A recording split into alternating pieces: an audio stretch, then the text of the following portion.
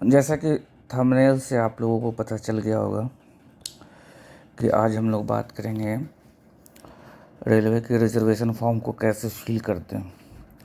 अक्सर काउंटर पर रहने पे देखते हैं कि बहुत सारे पैसेंजर फॉर्म फिल नहीं कर पाते हैं, बार बार बताना पड़ता है कि कैसे फिल करना नहीं। तो उसी के रिगार्डिंग आज हम बात करेंगे। सबसे पहले तो ये फॉर्म है, हर एक जगह अलग अलग साइज़ में अवेलेबल हो सकता है, लेकिन बेसिकली जितनी बातें लिखी रहती है सब में सेम ही रहता है। तो इसमें एक ये इंग्लिश वर्ज़न है और इस तरफ हिंदी वर्ज़न है, दोनों में सेम चीज़ें हैं। कुछ नोट्स लिखी हुई हैं जो यहाँ पर देखना होगा। एक बेसिक जानकारी हम बता देते हैं इसमें। सबसे पहले तो ये जो फॉर्म है, एक फॉर्म, इसमें आप 6 एडल्ट पैसेंजर का टिकट बना सकते हैं नॉर्मल, और तत्काल में एक फॉर्म पे 4 लोगों का ही बनता है। तो अब हम लोग देखेंगे कि हम लोग फॉर्म को कैसे भरना है। तो सबसे पहले इस बात का ध्यान रखेंगे कि फॉर्म फिल जो करेंगे तो हमेशा ब्लू या ब्लैक पेन से ही, रेड ग्रीन ये सब कलर को अवॉइड करेंगे। और एक एक करके हम लोग देखेंगे कि यहाँ पे क्या क्या भरना होता है। तो गौर से देखेंगे तो सबसे पहला कॉलम है कि अगर आप डॉक्टर हैं तो उसमें टिक लगाएं। इसका एक रीज़न ये रहता है टिक लगवाने का कि अगर पीएनआर फॉर्म में आप डॉक्टर मेंशन करते हैं तो जब कभी डिरेलमेंट वगैरह होती है, इमरजेंसी केस में डॉक्टर की आवश्यकता होती है, तो तत्काल ट्रेन से मतलब जो डॉक्टर हैं उनको आपके सामने प्रस्तुत किया जा सके, जिससे कि वो आपको आपात स्थिति में आप उनसे हेल्प ले सकते हैं। और गर्भवती प्रेग्नेंट वुमेन के लिए भी सीट रिजर्व रहता है। तो दूसरा बॉक्स वही है कि यदि आप गर्भवती महिलाएं और कोटे के अंतर्गत लेना चाहते हैं तो उसमें टिक से ही टिक लगाना है। तीसरा कॉलम का अभी यूज़ नहीं है फ़िलहाल, क्योंकि सीनियर सिटीजन कंसेशन तो अब मिल नहीं रहा है कोविड के बाद से ही। तो इस तीसरे कॉलम का कोई मतलब नहीं बनता है, वो आप इसको स्किप कर सकते हैं। स्किप ही करना होगा क्योंकि अब तो कंसेशन मिलता नहीं है। वो उसी के रिगार्डिंग है कि आप कंसेशन लेना चाहते हैं कि नहीं लेना चाहते हैं। लेना चाहते हो तो 50% कंसेशन, लेना चाहते हैं जो भी मिलता है तो उसके रिगार्डिंग है। और उसके बाद वाला जो कॉलम है वो है अपग्रेड वाला। तो अपग्रेड वाले में अगर आप हाँ या ना लिखते हैं तो जैसे कि अगर माना गया वेटिंग टिकट या जो भी स्लीपर में जो भी क्लास में आप लिए हैं उससे आपका अपग्रेड होके मिलेगा। अगर सीट खाली रह जाती है तो आपको अपग्रेड कर दिया जाएगा बिना किसी शुल्क के। और उसके बाद वाला कॉलम जो है वो विकल्प ऑप्शन का है कि जैसे इस गाड़ी में कंफर्म नहीं हुआ तो उसके रिगार्डिंग इस पर्टिकुलर डेस्टिनेशन के लिए उसके आसपास की जो गाड़ियां हैं वो उसको आप अगर अवेल करना चाहते हैं टिक करेंगे तो उसमें ना, तो उसमें इस तरीके से इस बात के लिए आप टिक कर सकते हैं। और उसके बाद है कि गरीब रथ वगैरह में आप बेड रोल चाहते हैं कि नहीं चाहते हैं, इसका भी अब कोई मतलब नहीं रह गया। उसके बाद हम आते हैं हम लोग यहाँ जहाँ पे लिखा हुआ है ये गाड़ी संख्या और नाम। यहाँ पे हम लोग लिखेंगे जिस गाड़ी से भी हमको जाना है उसका नाम या फिर नंबर। जैसे कि अगर हमको बिहार संपर्क क्रांति से जाना है तो यहाँ हम बिहार संपर्क क्रांति लिख देंगे।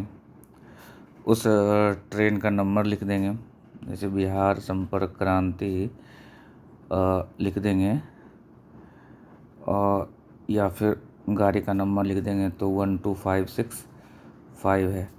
दूसरा कॉलम है यात्रा की तारीख, मतलब हमको कब जाना है।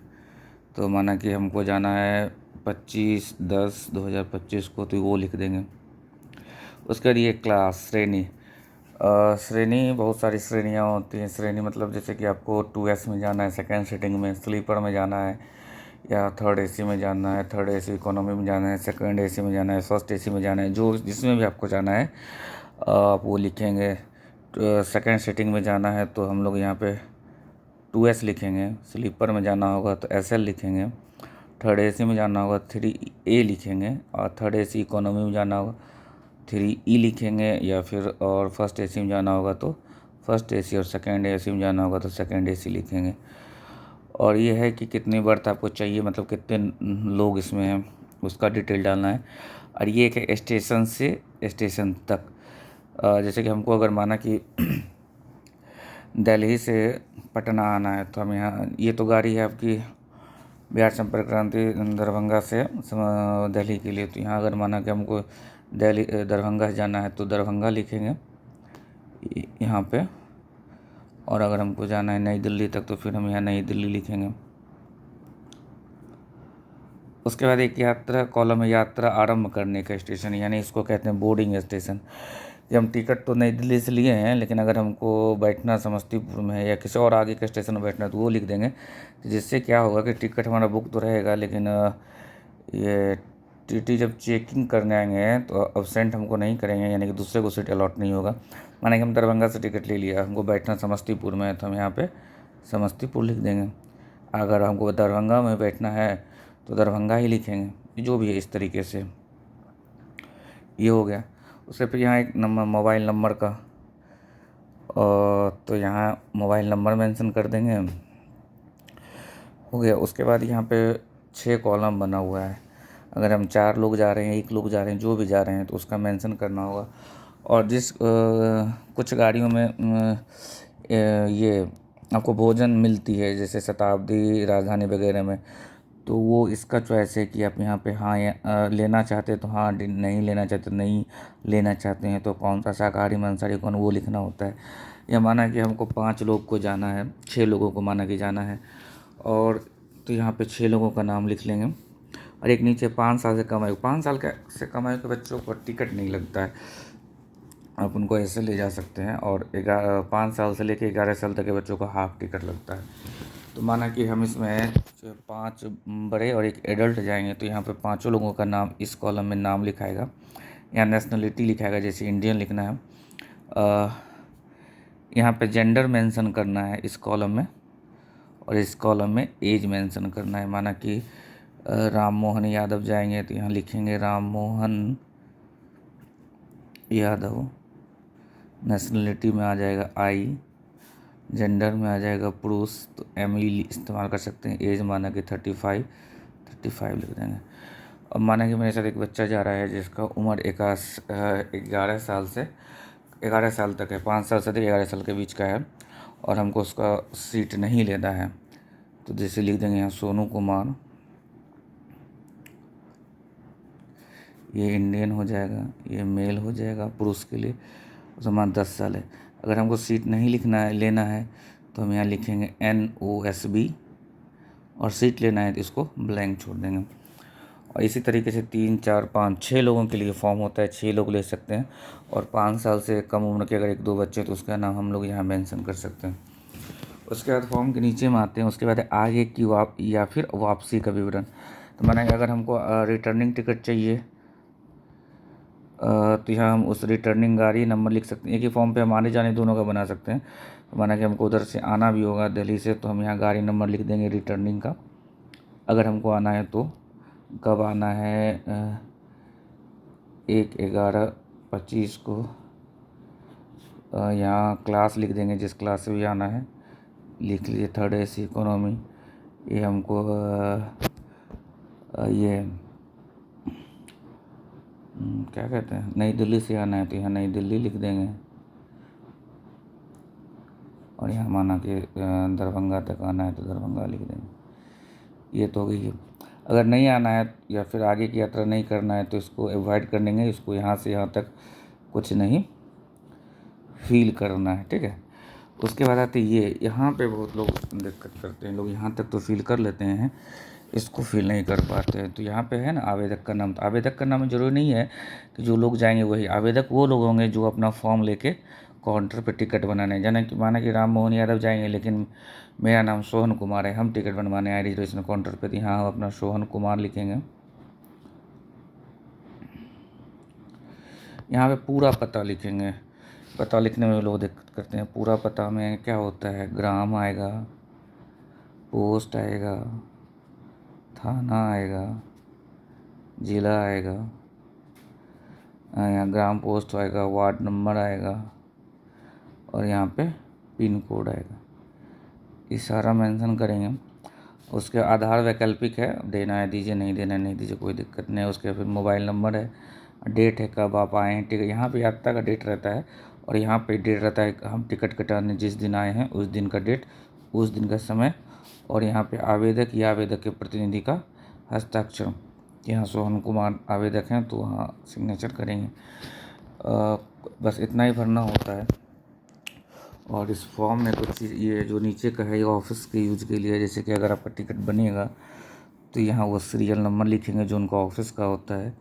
यहाँ आपको जो PNR मिला है वो लिखेंगे, सीट नंबर लिखेंगे और कितना राशि आपसे ली गई वो लिखेंगे। और एक बात करें, ये पुराना फॉर्म है तो इसमें ऑनलाइन ऑफलाइन का ऑप्शन नहीं है। तो जैसे कि अगर हमको ऑनलाइन पेमेंट करना है तो हम यहाँ ही लिख देंगे ऑनलाइन, जिससे कि दिक्कत नहीं हो। क्योंकि होता क्या है ना, आप अगर ऑनलाइन पेमेंट करेंगे तो टिकट बनाने के सबसे पहले स्थान में ही ऑनलाइन या ऑफलाइन मोड चूज करना होता है। तो अगर आप चूज करेंगे तो उसी पार्टिकुलर जो आपका टिकट बना है उसी पार्टिकुलर अमाउंट का QR जनरेट होता है, स्पेसिफिक QR जनरेट होता है हर एक लोगों के लिए, हर एक अलग अलग अमाउंट का। इसलिए पहले मेंशन करना आवश्यक है। तो इसलिए अगर ये ऑनलाइन करना है तो ऊपर पे ऑनलाइन लिख देंगे, या फिर जो काउंटर मैन रहेंगे उनसे कह देंगे कि आप ये हमको ऑनलाइन पेमेंट करना है, लिख देंगे, सबसे ज़्यादा अच्छा रहेगा। यहाँ नोट्स में 4-5 बातें लिखी हैं। जैसे कि होता है बहुत लोग बार आप लोग ग्रुप में जाते होंगे तो कहा जाता होगा नहीं एक काउंटर पे एक ही बनेगा और नेक्स्ट काउंटर पे, तो ये नियम ही है कि एक मांग पत्र एक के साथ अधिक से अधिक 6 व्यक्तियों के नाम दिया जा सकता है। तत्काल में 4 मैंने बताया आपको। अरे एक व्यक्ति एक बार केवल एक मांग पत्र दे सकता है, मतलब इस रिक्विजिशन फॉर्म एक बार में एक ही लोग दे सकते हैं। अगर सेम लोग आ जा रहे हैं तो फिर एक से अधिक हो सकता है। मतलब सेम जैसे माना कि हमको राम मनोहर यादव का ही लेना है, समस्तीपुर से दरभंगा से नई दिल्ली, फिर नई दिल्ली से आगे की दिल्ली, फिर इन्हीं का, तो ये चलेगा। लेकिन नाम दूसरे लोगों का एक से अधिक नहीं लिया जाएगा, सेम पर्सन एक ही लिया जाएगा। उसके वही तीसरा आपकी जानकारी है कि टिकट छोड़ने से पहले अपना पैसा मिल ले, और ये देख लें कि जो आप टिकट जो फॉर्म रिक्वेजिशन पे भर के दिए हम, वही टिकट वही क्लास वही डेट वगैरह मिला है कि नहीं, आपका एज जेंडर ये सब सही भरा हुआ है कि नहीं। और चौथे पे है यही कि ठीक ढंग से भरे गए फॉर्म या अपाठ फॉर्म स्वीकार नहीं करेंगे। अपठनीय रहेगा तो फिर टिकट कैसे बनेगा, इसलिए कि सही ढंग से या अपठनीय नहीं भरा रहेगा तो फिर नहीं लिया जाएगा। वर्ष संबंधी विशेष में, हाँ जैसे आपको साइड लोड वगैरह लेना वो सब मेंशन करना होता है इस जगह पे कि आपको कौन सा वर्ष चाहिए, लोअर चाहिए, साइड लोड चाहिए, जो भी चाहिए आप यहाँ पे मेंशन कर देंगे। तो अगर अवेलेबल रहेगा तो आपको मिलेगा, नहीं जो फिर रहेगा वो आपको मिल जाएगा। उसका फिर 5वां है कि टिकट बुक अपग्रेड वाले में तो एक जगह पे मिल सकता है, अलग अलग मिल सकता है, ये है। छठे वाले में, 7वें में अगर वो फर्स्ट कम फर्स्ट सर्व वाला, पहले आओ पहले पाओ, गर्भवती महिला, सीनियर सिटीजन, ऐसा नहीं है कि जो जितने भी प्रेगनेंट वुमेन होंगे या फिर सीनियर सिटीजन सबको मिल ही जाएगा। कुछ सीट रिजर्व रहते हैं, जो पहले आएंगे उनको पहले मिलेगा, नहीं रहेगा तो फिर नहीं मिलेगा। और यही है। और यात्रा के दौरान किसी एक यात्री को एक निर्धारित पहचान पत्र दिखाना अनिवार्य है मूल रूप से, मतलब एक ओरिजिनल ID होनी चाहिए। मतलब 5-6 लोग हो तो उसमें एक लोग कम से कम, बस यही है। इसी तरीके से सेम इंग्लिश वाले में है कि train number, name, date of journey, class, number of berth, station from to, boarding, reservation up to, mobile number, यहाँ पर नेम, नेशनलिटी, जेंडर, एज, महिलाएं होंगी तो F लिखेंगे, पुरुष होगा तो M लिखेंगे। इस तरीके से सेम फॉर्म है, सेम, बस यही है। हमको लगता है कि प्रॉपर जानकारी हम दे पाए होंगे और आप लोग को शायद फॉर्म भरने में आसानी भी होगी, कुछ लोग इससे लाभ भी ले सकेंगे। कुछ लोगों को ये उपयोगी वीडियो नहीं लगेगा, लेकिन हम चूँकि काउंटर पर रहते हैं तो देखते हैं लोगों को दिक्कतें आती हैं, सारे लोग नहीं भर पाते हैं। तो उसी के लिए है कि जो लोग नहीं जानते उनके लिए शायद उपयोगी हो। आप बस चलिए इतना ही था। Thank you.